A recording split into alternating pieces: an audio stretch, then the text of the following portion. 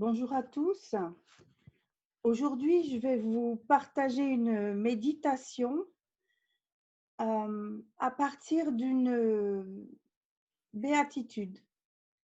Tout le monde souhaite le bonheur sur cette terre et le mot béatitude rejoint cette notion de bonheur.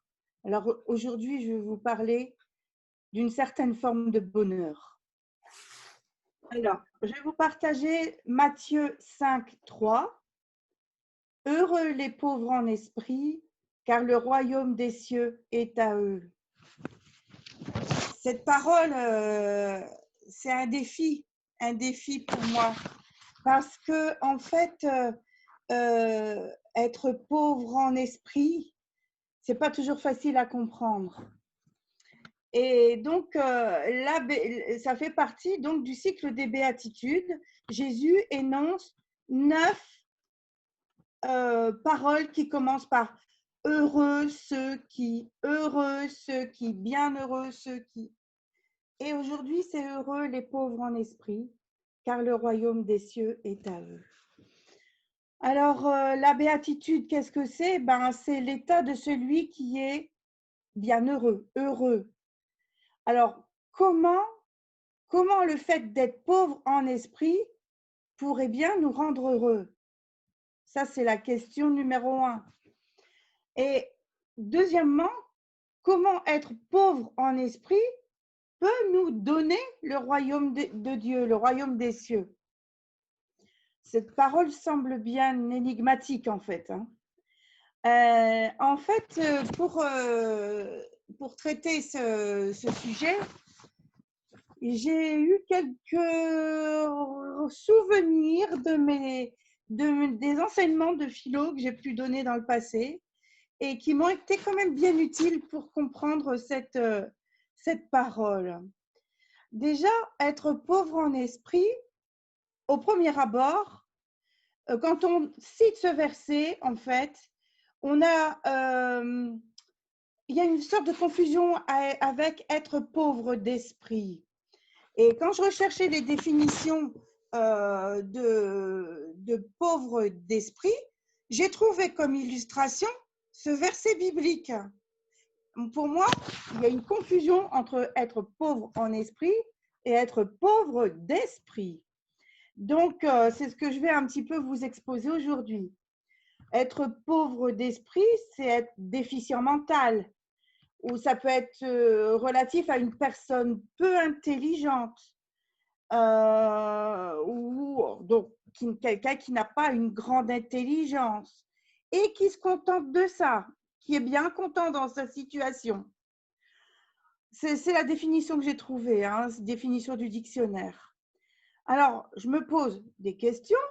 Comment le fait d'être peu intelligent peut nous rendre heureux? Alors, le fait d'être peu intelligent pourrait nous rendre heureux plus que quelqu'un qui est intelligent, donc. Alors là, ça commence à se compliquer. Peut-être est-il plus simple de vivre sans se poser de questions, sans être trop intelligent, plutôt que de passer son temps à se poser des questions sur l'existence tout en étant intelligent. C'est pas simple, c'est pas simple. En fait, je ne pense pas que quelqu'un qui ait des lacunes sur le plan intellectuel soit vraiment très à l'aise à l'heure actuelle. Parce que quand on voit la complexité de notre vie quotidienne, tous les formulaires à remplir, les démarches complexes à faire dans les administrations, les déclarations d'impôts, les démarches de travail, les entretiens d'embauche, on dirait qu'il n'y a pas beaucoup de place justement pour les gens qui sont pas trop intelligents, disons. Et au travers des associations, on voit beaucoup de gens simples, dont certains ont vraiment de grosses lacunes intellectuelles, de gros problèmes au niveau compréhension. Et eux, ils prennent de plein fouet la réalité de tous les jours, en fait. La réalité de la vie quotidienne, et ils font des pieds et des mains pour se faire aider, ce qui doit être quand même pénible à vivre. Vous allez me dire qu'est-ce que tout ça, ça a à voir avec le royaume de Dieu. En fait, je vais prendre des exemples pour essayer de rejoindre ce thème. Je vais prendre des exemples extrêmes. Regardez la situation de personnes handicapées mentales. Les personnes handicapées mentales, si on regarde ce verset, heureux les pauvres en esprit, le royaume des cieux est à eux. Si on comprend ça comme heureux les pauvres d'esprit, le royaume des cieux est à eux, ça veut dire que la porte du paradis est toute grande ouverte pour ces personnes. Et ceux qui sont intelligents, alors, où est-ce qu'ils en sont? Oula! Alors, c'est vraiment, on tombe de rebondissement en rebondissement. En fait, il faut bien comprendre une base, c'est sur laquelle nous existons tous. L'homme existe sous 3 aspects, le corps, l'âme et l'esprit. Quelqu'un qui a un corps abîmé, un corps déficient, un corps incomplet, je veux dire, ça n'a rien à voir avec cette parole d'être simple d'esprit, vous voyez. Mais quelquefois, sur le plan cérébral, il peut y avoir de graves lacunes, de graves problèmes. Alors, j'ai déjà constaté au cours de rassemblements chrétiens la présence de gens gravement handicapés mentaux. Il y avait des trisomiques plus ou moins lourdement touchés et des personnes vraiment, comment dire, ça allait même jusqu'à des personnes qu'on amenait sur un lit, quoi, si vous voulez, et qui étaient complètement amorphes, immobiles, quoi, sans réaction. Je ne suis pas Dieu, je ne sais pas ce qui se passe à l'intérieur de ces personnes, mais j'ai déjà constaté que des gens atteints de trisomie plus ou moins lourde, eh ben, rentraient dans la prière et dans la louange. Et ça, c'est hyper puissant et hyper touchant. Ça veut dire qu'en eux, si le corps est touché, l'esprit, ne l'est pas forcément.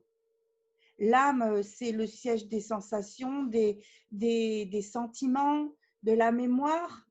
Bien sûr qu'ils sont doués d'une âme comme tout le monde, comme vous et moi, comme tout le monde.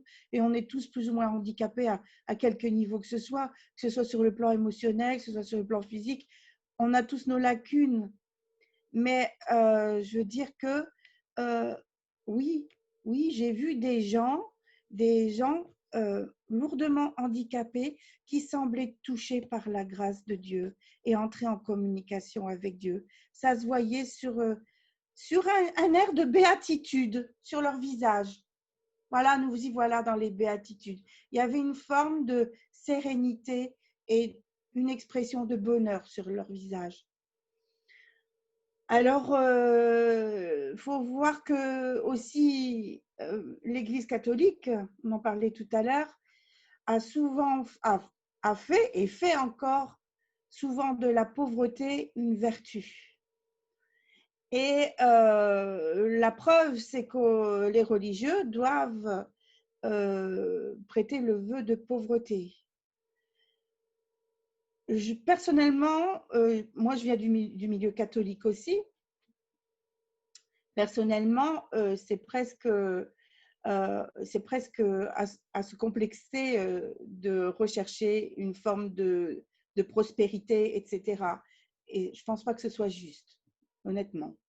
D'ailleurs, Dieu ne voit pas de cette façon-là. Quand on regarde la 3e épître de Jean, chapitre 1, verset 2, Dieu dit « Je souhaite que vous prospériez à tous égards ». comme prospère l'état de votre âme. Mais il n'y a pas que l'âme, à tous égards. Dieu veut que tu sois bien dans ta vie. Dieu veut que tu aies suffisamment pour vivre. Dieu veut que tu puisses faire des projets. Dieu veut que tu sois épanoui. Alors, on n'a pas à se culpabiliser de rechercher une forme de bien matériel non plus. Donc, la pauvreté des béatitudes, qu'est-ce que c'est que ça? Je me suis rappelé à ce moment-là, donc de mes bases philosophiques dont je vous parlais tout à l'heure, d'un certain Blaise Pascal, philosophe chrétien, qui parlait dans son livre qui s'appelle Les Pensées, de la misère de l'homme sans Dieu. Là, on va rapprocher un petit peu plus, on va resserrer un peu plus de notre verset. La misère de l'homme sans Dieu. Pour simplifier sa pensée, Pascal partait du présupposé, enfin, il a démontré, mais je vous passerai les démonstrations, parce que ce n'est pas le sujet. Il a démontré donc que l'homme est un être pensant, et c'est ce qui caractérise l'être humain. C'est un être pensant. Entre nous, un être pensant, c'est un être qui se pose des questions. Et moi, je suis quelqu'un qui s'est longtemps posé plein de questions. C'est d'ailleurs pour ça que j'ai fait mes études de philo, que j'ai enseigné la philo. Donc, je me posais plein de questions. C'est tellement facile pour moi de me poser des problèmes. Quelquefois, je voudrais éviter de m'en poser autant. Mais voilà, l'homme est un être pensant. C'est un être qui réfléchit à sa condition humaine. Et notre condition humaine, quand on l'examine, il y a de bons côtés peut-être, mais il y a aussi des côtés qui nous dérangent. Il y a des côtés de la limitation. Nous ne pouvons pas tout connaître. Nous sommes limités. Nous sommes fragiles. C'est-à-dire qu'on peut très bien être soumis à la maladie. On est pécheur. On a souvent beaucoup de défauts. Et comment dire, on retrouve la parole de Romains 7, 19. Paul disait, je ne fais pas le bien que je veux, mais je fais le mal que je ne veux pas. Autrement dit, je voudrais bien, mais je n'y arrive pas. En tout compte fait, je fais des choses mal. Et donc, on est confronté à cette fragilité-là. Et un jour, on est confronté à une plus grande limitation encore, qui est la fin de notre vie. Et on est confronté à un grand inconnu qui est la mort. Donc, Pascal parle de tout ça et dit qu'en général, les gens adoptent un comportement qui permet d'éviter toutes ces questions dérangeantes. Et les hommes sont toujours à la recherche du bonheur et recherchent le bonheur quelquefois dans des choses qui leur permettent d'étouffer ces questions-là.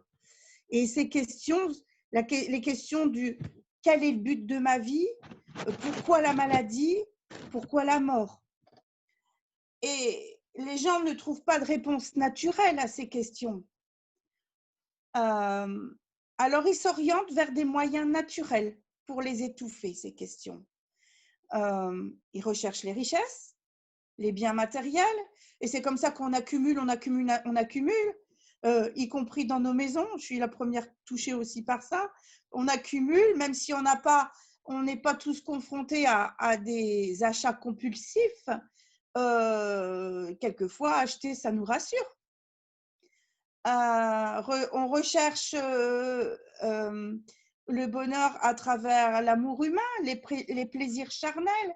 On peut s'étourdir dans les plaisirs, que ce soit l'alcool, que ce soit le sexe, que ce soit, je ne sais pas, tel ou tel amusement. Voilà. On recherche des divertissements. Ça peut être les jeux de hasard, des programmes télé dans lesquels on oublie tout. Ça peut être aussi participer à des fêtes.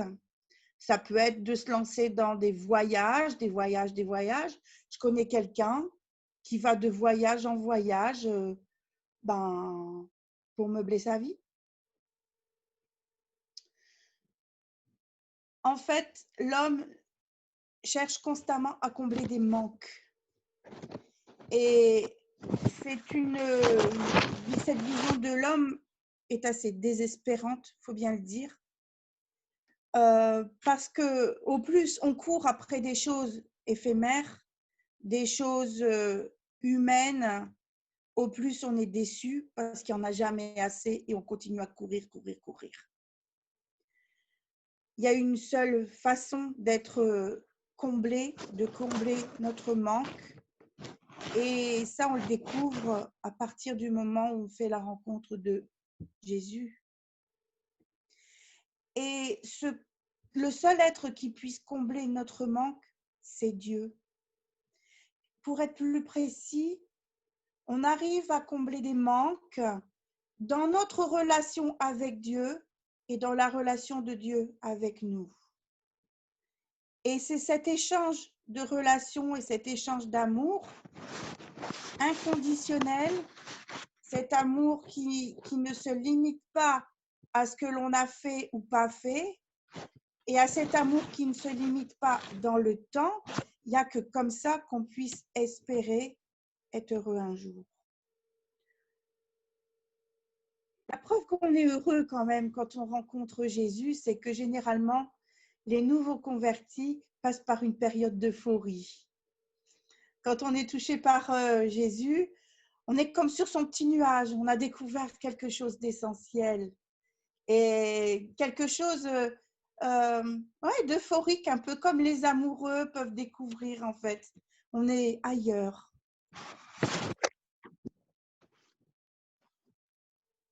Alors là, on découvre que Dieu peut combler nos manques. Et Dieu nous donne cette richesse d'amour. Et avec cette richesse, on ne manque de rien. Et comme il nous aime, il veut que nous ne manquions de rien non plus sur cette terre. Alors, qu'est-ce que veut dire Jésus dans ce sermon sur la montagne? Heureux les pauvres en esprit, car le royaume des cieux est à eux. Si Dieu veut que nous soyons riches de choses avec lui, pourquoi les pauvres en esprit, quoi?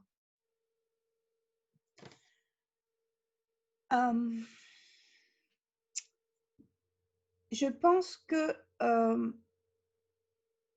en fait, être heureux les pauvres en esprit, c'est pas d'abord une question de je veux atteindre tel ou tel sentiment. C'est pas une question de sentiment. Les sentiments, à la limite, enfin les émotions, tout ça, ça en découle. Mais en fait, le fait de se sentir comblé, c'est ça qui est paradoxal dans cette parole. Le fait de se sentir comblé passe d'abord par un dépouillement. Un dépouillement, waouh! Un dépouillement, c'est jamais un mot de vocabulaire très agréable. Ça peut faire peur. Moi, au début de ma conversion, quand j'ai entendu que Dieu me disait dépouille-toi, je me suis demandé un petit peu de quoi il s'agissait. J'en ai parlé au groupe de prière où j'étais, ils ont pris peur. Dépouillez-vous, ça veut dire quoi? Mon Dieu, il va falloir tout vendre, il va falloir se dépouiller de tout son argent, de ses biens et tout. Ça fait peur. Moi, j'ai pas compris ça comme ça. En fait, moi, j'ai été amenée à me dépouiller de tout rite religieux, à me dépouiller des rituels, voilà, des formes religieuses. C'est pour que, en fait, j'atteigne l'essentiel. C'est se débarrasser de ce qui n'est pas essentiel pour aller à l'essentiel qui est Dieu. La pauvreté ici, c'est une pauvreté non pas d'esprit intellectuel, etc., pas pauvreté mentale, c'est une pauvreté dans l'esprit et non pas une pauvreté intellectuelle ou pauvreté d'esprit. C'est en fait, c'est se reconnaître insuffisant, incapable par soi-même, incapable d'être comblé par soi-même, incapable d'être heureux par soi-même, incapable d'atteindre ses objectifs par soi-même. Si on fait sa vie sans Dieu, on peut faire sa vie sans Dieu. On atteindra peut-être des objectifs avec des moyens qui ne sont pas forcément louables ou tout en étant honnête aussi. Mais est-ce qu'on atteindra l'objectif que Dieu a pour nous sur cette terre? Là, être pauvre dans l'esprit, c'est avoir besoin. On est dans le domaine de l'humilité et non plus de la suffisance à soi-même. C'est avoir besoin de Dieu pour mener notre vie. D'où l'importance de notre relation de prière avec Dieu. Pour découvrir ce que Dieu veut pour nous, pour découvrir le but de notre vie. C'est dépendre de lui pour notre quotidien.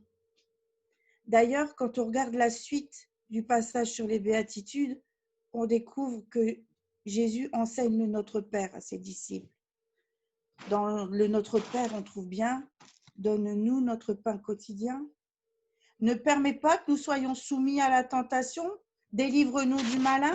On est en demande, on a besoin de Dieu pour arriver à mener notre vie selon ce qu'il veut pour nous. J'ai essayé d'imaginer ce verset décliné sous plusieurs phrases. Ça peut être heureux ceux qui découvrent leurs besoins de Dieu, la porte du royaume s'ouvre pour eux. Heureux ceux qui abandonnent leur propre volonté, leurs prérogatives, leur pouvoir, pour accueillir et embrasser la volonté de Dieu. Heureux ceux qui s'oublient eux-mêmes pour laisser la place à la présence de Dieu. En fait, en ayant cette attitude du cœur, je dirais, je ne veux pas employer le mot d'esprit exprès, cette attitude de cœur, on accueille la présence de Dieu dans notre vie. C'est ça, le royaume des cieux est à eux. Le royaume des cieux peut arriver quand nous abandonnons tout et nous ouvrons à Dieu. On accueille donc la présence de Dieu parmi nous, en nous. Notre intelligence égoïste, notre volonté de pouvoir, nos désirs charnels, notre autosatisfaction cèdent alors la place à la louange et à l'adoration. Et la louange et l'adoration, c'est ce que Dieu veut. C'est ce que Dieu veut pour nous. C'est l'atmosphère du ciel, je dirais, la louange et l'adoration. Et une fois qu'on s'est dépouillé de tout ça, qu'on s'est reconnu pauvre devant Dieu pour recevoir tout de lui, notre cœur alors peut déverser ses prières. Des prières pour honorer Dieu et des prières pour demander à Dieu. Et ces prières sont le parfum du ciel. Là, le ciel descend sur la terre. Et Dieu aime particulièrement ça. Alors à ce moment-là, on atteint, oui, le bonheur, une forme de bonheur, je dirais, qui sera mis à son comble, qui sera parfait, sera rendu parfait quand nous rejoindrons le Père pour l'éternité dans son royaume. Je vous remercie. Je voulais vous laisser quand même avec un verset de plus. C'est 2 Corinthiens 12, 9. Il m'a dit, ma grâce te suffit, car ma puissance s'accomplit dans la faiblesse. Je me glorifierai donc bien plus volontiers de mes faiblesses, afin que la puissance de Christ repose sur moi. 2 Corinthiens 12, 9. Je vous remercie.